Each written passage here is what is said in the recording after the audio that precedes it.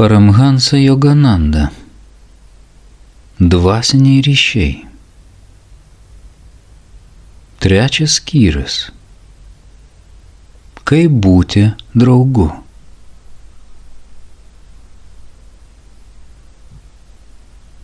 Draugystėje svarbiausia tarnystė. Puoselėkite tikrą draugiškumą, nes tik jis pritraukia artimus draugus.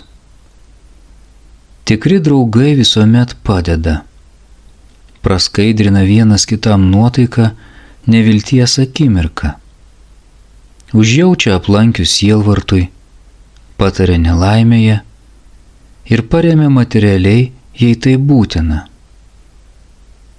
Draugai džiaugiasi vienas kito sėkme ir palaiko ištikus nesėkmei. Draugai džiugiai atsisako savanaudiškų malonumų ar interesų vardan vienas kito laimės, visai nejausdami, ką nors praradę ar paaukoję ir neskaičiuodami, kokia šio poelgio kaina. Niekada nebūkite kandus savo draugui. Niekada jam nemeilikaukite, nebent norėdami jį padrąsinti. Nepritarkite jam, kai jis klysta. Tikras draugas negali likti abejingas, jeigu mato, kad jo bičiulis mėgaujasi žalingais malonumais. Tai visai nereiškia, kad turite ginčytis. Patarkite mintimis, o jeigu į jūs kreipiasi patarimo, patarkite švelniai ir su meile. Kvailiai kovoja. Draugai aptarė savo skirtumus. Yra žmonių, kurie niekuo nepasitikė ir neįsivaizduoja, kad kada nors galėtų turėti tikrų draugų. Kai kurie net giriasi, kad puikiai be jų apsieina. Jeigu nesate draugiškas, pažeidžiate dievišką savasties augimo dėsnį, kuris yra vienintelis kelias į dvasios realizaciją. Žmogus, kuris neįkvepia pasitikėjimo kitiems, nesugeba išplėsti savo meilės ir draugystės valdų į kitų sielų valdas. Negali tikėtis, kad jo sąmoningumas pasieks kosminį sąmoningumą. Jei negalite užkariauti žmonių širdžių, nepalenksite ir kosminės širdies. Aplinkos svarba. Aplinka ir draugija turi lemiamą reikšmę. Jūsų išorinė aplinka per įpročius veikia vidinį pasaulį ir gyvenimą, lemia pomėgius ir įpročius. Išorinių problemų šaknis slypi jūsų sąmoninguose ar nesąmoninguose praeities veiksmuose. Už tai kaltinkite save patį, bet nepasiduokite nepilnavertiškumo kompleksui. Išbandymai skirti ne tam, kad jūs sugniuždytų, bet tam, kad išmoktumėte dar stipriau pamilti Dievą. Dievas šių išbandymų nesiunčia. Tai jūsų paties veiksmų rezultatas. Jums tereikia išlaisvinti savo protą nuo neišmanimo.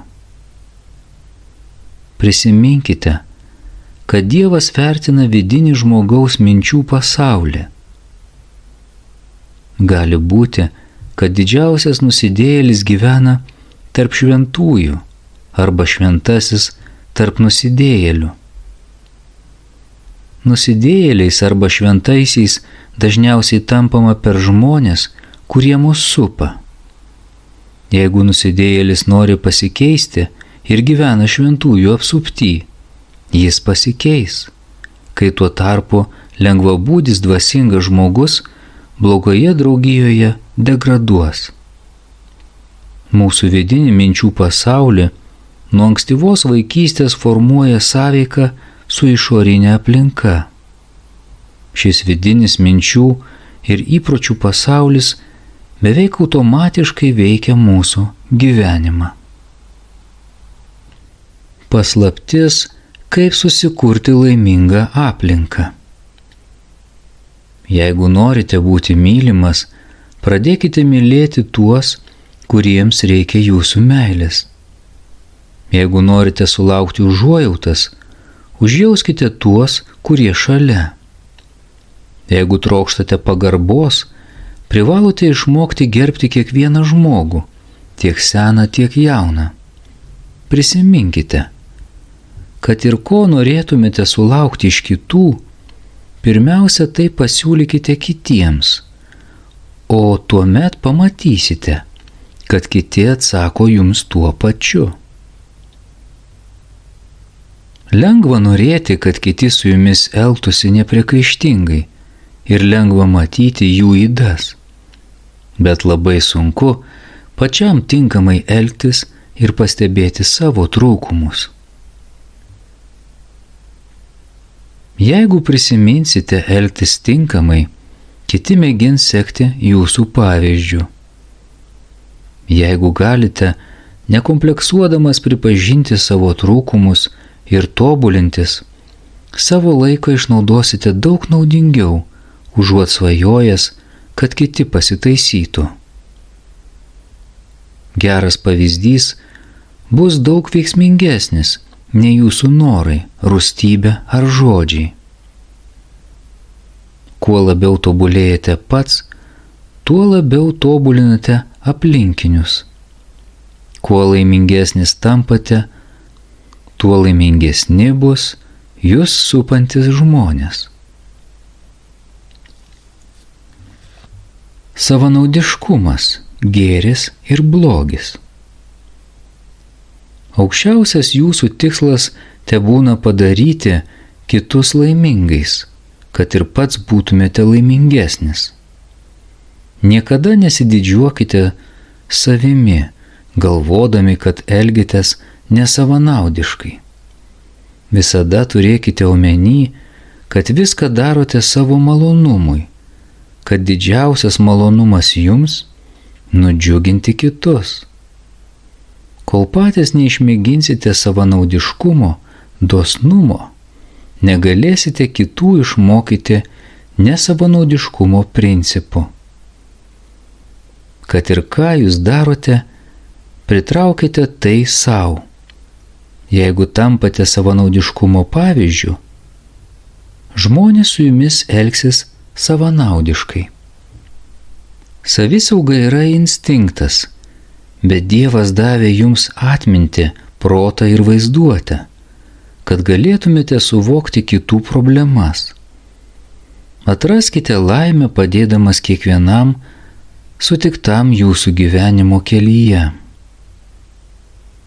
Venkite blogo savanaudiškumo, kuriame slypi visų asmeninių ir nacionalinių bėdų šaknis. Iš pradžių vienas savanaudis nuo kito savanaudžio gynėsi lankais ir strėlėmis. Paskui viena savanaudžių grupė, gindamasi nuo kitos savanaudžių grupės, išrado ginklus, mechaninius ginklus, o dabar nuodingas dujas. Kol žmonija supras, kad tautų savanaudiškumas toks pat kenksmingas kaip asmeninis savanaudiškumas, teks gerokai pakentėti. Pati geriausia jūsų apsauga yra gera kitų žmonių valia. Kito žmogaus širdies palankumas yra nuostabiausia valdžia. Jeigu mieste gyvens 100 žmonių ir kiekvienas mėgins apiplėšti kitą, jie visi turės 99 priešus. Bet jeigu kiekvienas jų mėgins kitam padėti, visi turės po 99 draugus. Jėzus dėl žmonių paaukojo savo kūną ir vis tiek mėgaujasi amžinuoju gyvenimu. Visiškai pasiaukodamas, jis siekia dvasinės gerovės sau.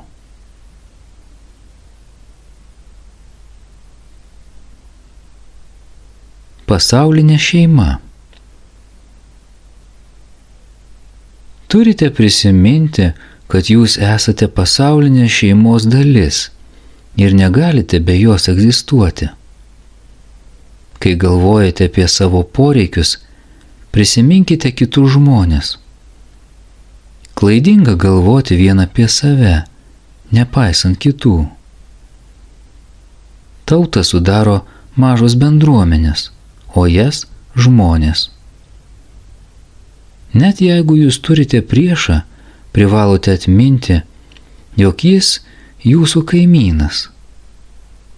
Kiekvienas yra mūsiškis, nes Dievas yra mūsų tėvas ir visi mes esame jo vaikai.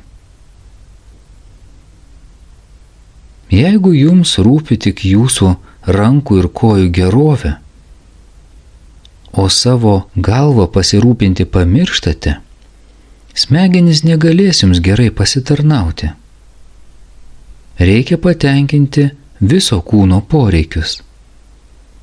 Taip ir smegenys arba tautų vadovai turi dirbti išvien su kojomis ir rankomis arba tautos darbininkais. Jeigu jie susiskaldė, viešpataus chaosas ir kančia. Iš tikro niekas mums nepriklauso. Su viskuo kažkada turėsime išsiskirti ir nesvarbu dėl ko. Dėl nelaimingo atsitikimo, vagystės, susidėvėjimo, mirties. Mums tik leidžiama kažkiek daiktais pasinaudoti. Kai jums kas nors duodama, privalote atsiminti, kad gavote tai trumpam. Negalima prie to prisirišti. Laikui bėgant, jūsų mylimieji bus iš jūsų atimti. Jie buvo jums duoti tam, kad išmoktumėte pasiaukoti dėl kitų ir su kitais dalintis. Tikroji savastis yra vidinės dvasios apraiška. Viską, ką darote dėl savasties, galima pavadinti savanaudiškumu. Geras savanaudiškumas pasireiškia veiksmais, per kuriuos gali realizuotis tyras vidinės savasties paveikslas. Blogas savanaudiškumas yra toks, kai stengiamasi dėl ego, tai pasipriešinant tikrajam savasties interesui. Mylėkite Dievą visa širdimi ir mylėkite savo artimą kaip save patį.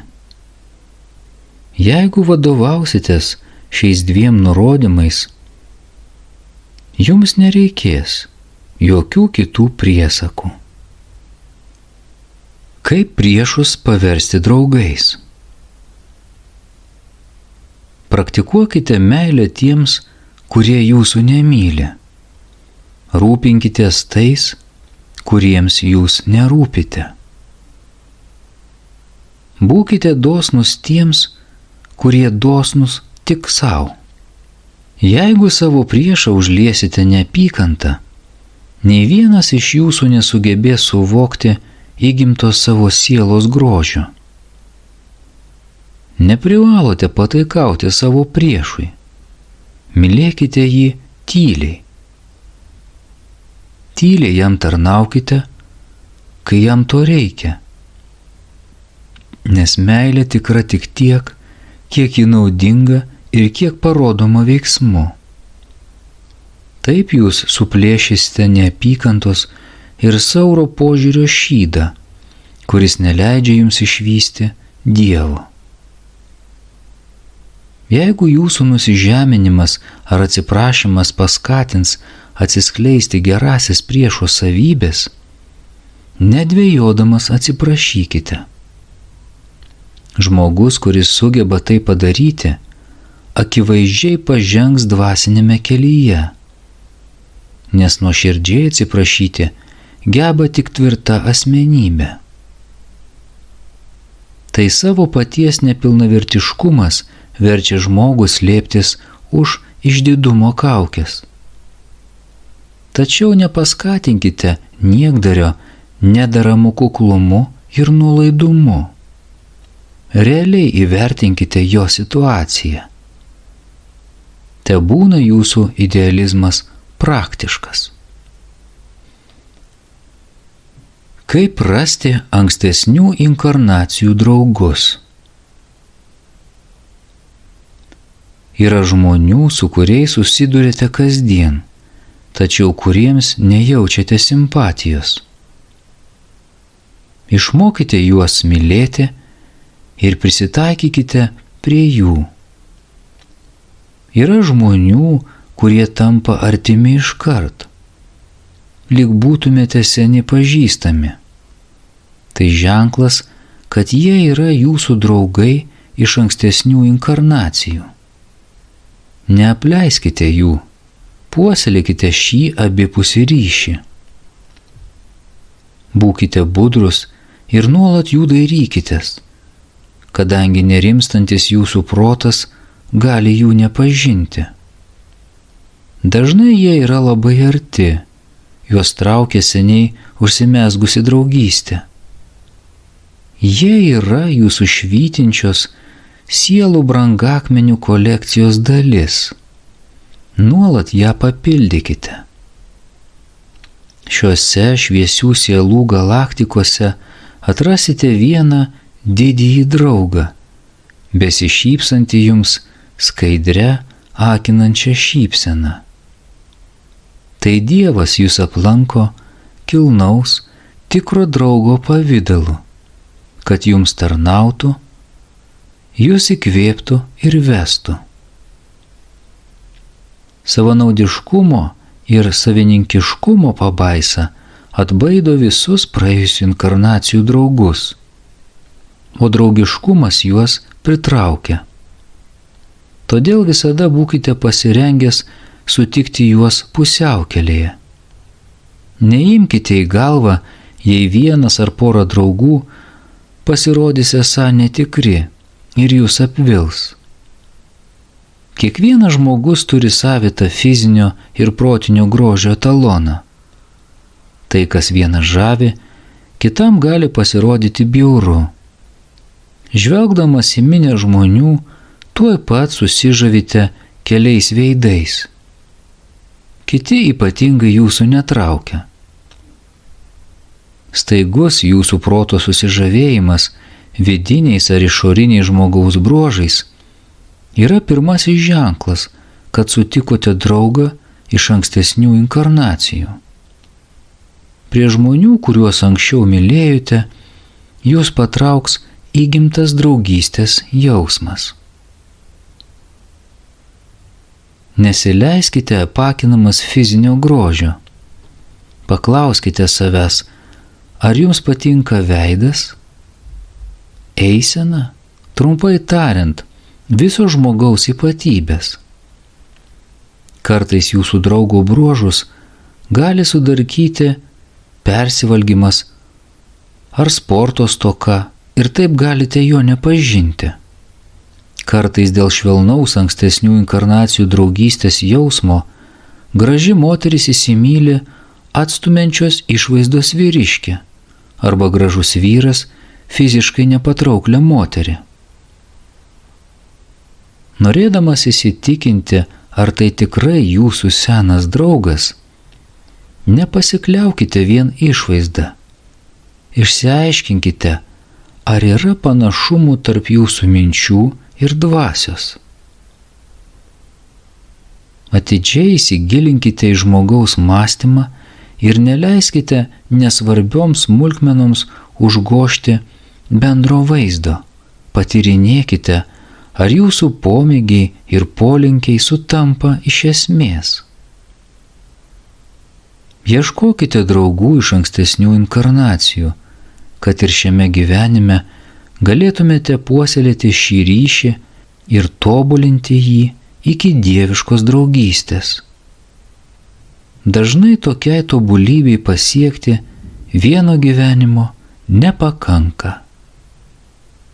Kai pažvelgsite į visas sielas iš praeities, dabarties ir ateities, žvaigždės danguje, čiulbančius paukščius, pakelės akmenis ir tviskantį pajūrio smėlį, apgaubtus jūsų ištobulintos draugystės baldakimu, jūsų širdies troškulys bus numalšintas amžiams. Tuomet Dievo kūrinyje suskambės dangiškos draugystės, kurioje ištirpsta visi skirtumai laisvės daina. Tuomet dieviškasis draugas vėl džiugiai pasitiks jūs, grįžtantį namo po ugdančių klajonių inkarnacijų takais. Tuomet jis ir jūs susiliesite amžinos draugystės palaimoje. Dangiškasis Tėve, te ateina mūsų artimieji pas mus, kad pažinę visą apimančią draugystę, mes atrastume tave. Savo meilę apglėbkite visus. Paprastai artimiausi mums žmonės yra mūsų šeimos nariai ir giminaičiai. Meilė jiems pakelia mūsų sąmoningumo lygmenį ir padeda praktikuoti meilę visiems žmonėms, kaip mūsų dieviškiesiems giminaičiams. Nes tiek giminaičiai, tiek nepažįstamieji yra Dievo vaikai. Jeigu savo meilę skiriate tik tiesioginiams savo šeimos nariams, tuomet Kristaus sąmonė pasireiškia jumise tik iki tam tikros ribos. Kai pradedate mylėti savo kaimynus, taip kaip savo šeimos narius, ji ima plėstis ir kai pamilstate visus, lik savo artimiausius, Kristaus sąmonė pasireiškia per jūs dar stipriau. Tuomet, kai jūsų širdis išgirsta ir atsiliepia net ir į nebylų vienišos širdies ar raudančio brolio sielos šauksmą, jumise suskamba tikra ir begalinė Kristaus sąmonė. Mano mokytojas Šri Juktešvaras kartą manęs paklausė: ar tu myli žmonės? Aš atsakiau: ne, aš myliu tik Dievą. To nepakanka, pasakė jis. Vėliau jis vėl paklausė: ar tu myli žmonės? Šį kartą aš palaimingai nusišypsojau ir atsakiau: neklauskite manęs. Jis pamatė, kad dabar mano meilė buvo pernelyg stipri, kad galėčiau išreikšti ją žodžiais, ir taip pat nusišypsojo.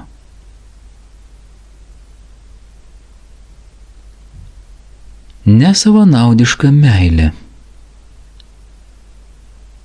Kai jūs esate išvien su begalybė, nesuvokite savęs kaip ego.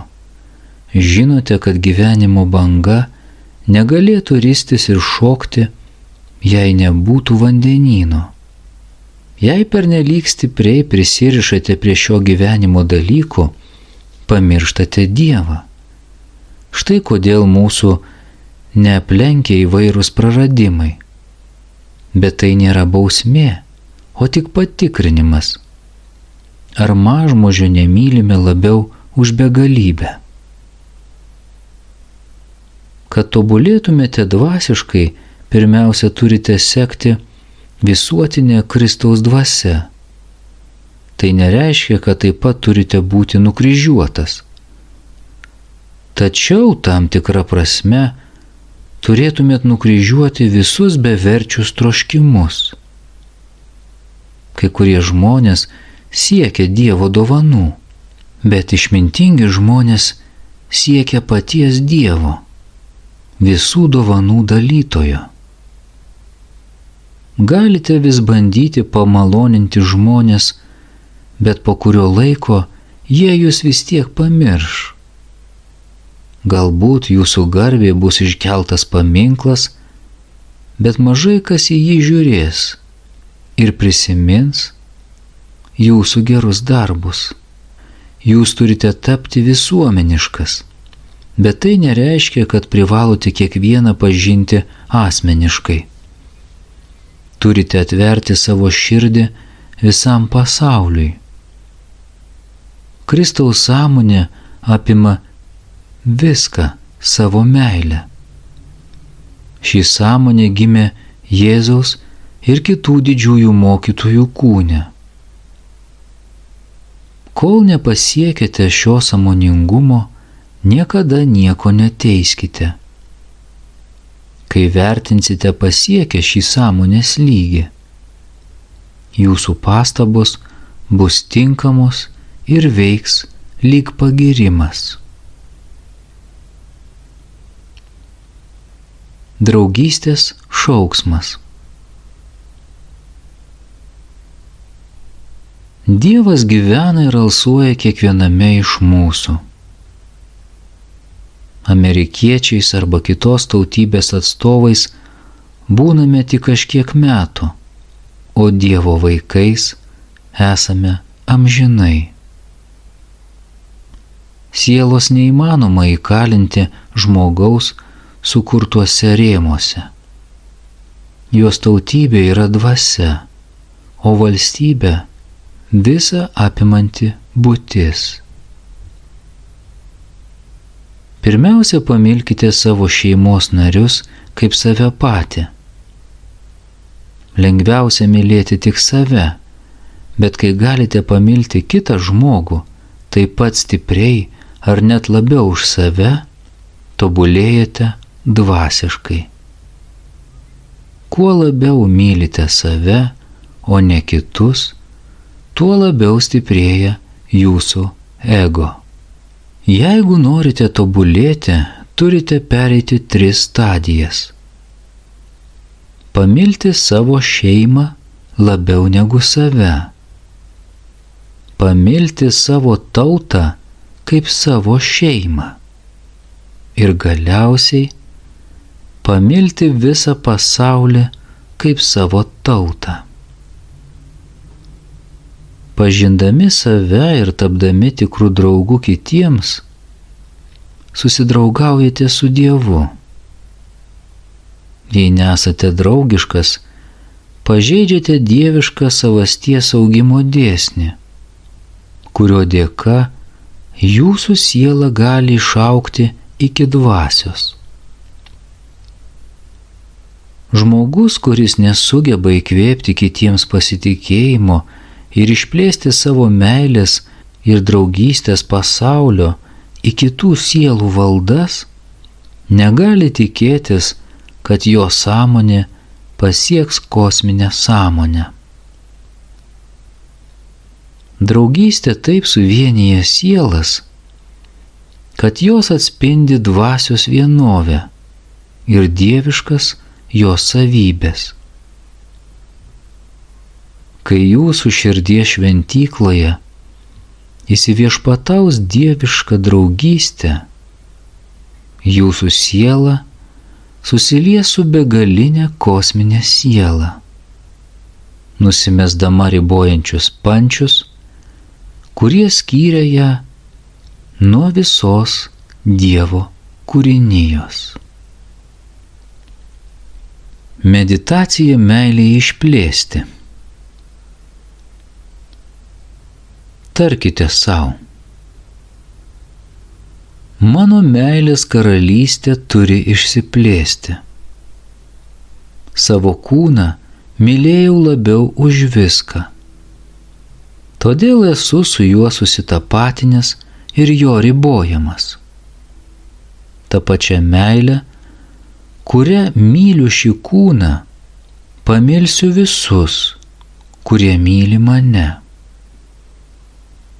Ta pakylėta meilė, kuria mane myli kiti, mylėsiu savo artimuosius. Apjungta meilė sau ir savo artimiesiems, pamilsiu tuos, kurių nepažįstu. Aš pasitelksiu visą savo meilę, kad pamilčiau tuos, kurie manęs nemyli, kaip ir tuos, kurie mane myli. Visas sielas užliesiu savo nesavanaudišką meilę. Mano meilės jūroje tilps mano šeimos nariai, tautos broliai, viso pasaulio gyventojai ir visi tvariniai. Visa kūrinija, miriadai gyvų sutvėrimų, šoks mano meilės bangose. Pabaiga.